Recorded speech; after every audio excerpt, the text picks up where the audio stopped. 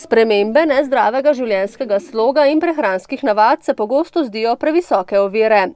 A prav to je ob vsakodnevni telesni vadbi najboljša preventiva pred srčno-žilnimi boleznimi, ki pri ženskah veljajo za najpogostejši vzrok obolevnosti in umrljivosti.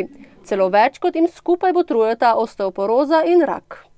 Medtem ko imamo za srčni infarkt tipične znake moški, imajo ženske teh znakov zelo malo. Imajo pa čisto drugačne in tako drugačne, da zdravniki premalo pomislimo na to, da so ti znaki lahko znaki srčnega infarkta, kot je recimo bolečina v želodcu, bolečina v hrbtenici, neka anksioznost, živčnost, glavoboli. Ogroženost za pojav srčno-žilnih boleznih se pri ženskah poveča približno 10 let kasneje kot pri moških, okrog 60. leta.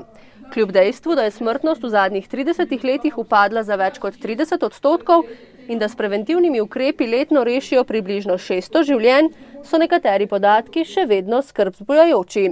Kar 70% Slovencev se sooča z povišano ravnjo maščob v krvi, zlasti holesterola.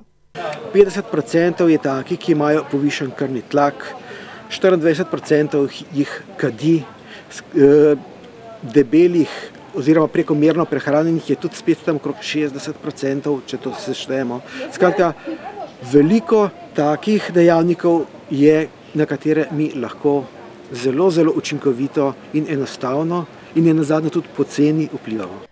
Mednje sodi tudi zdrava prehrana. Ta naj vključuje veliko lokalno in sezonske pridelane zelenjave in sadja. Ni potrebno, da kupujemo ne vem kakšne količine hrane.